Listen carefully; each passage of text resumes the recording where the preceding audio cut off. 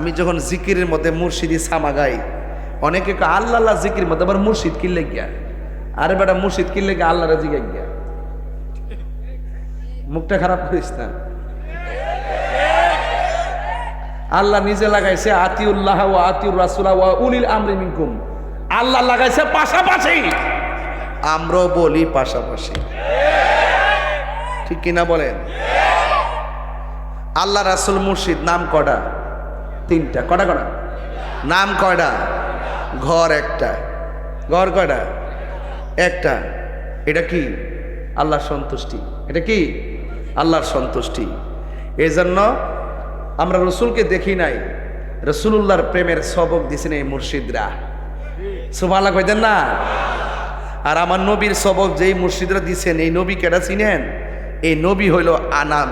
নবী বলেন আনা মেরাতুল্লাহ, আমি হইলাম আল্লাহ দেখার আয়না।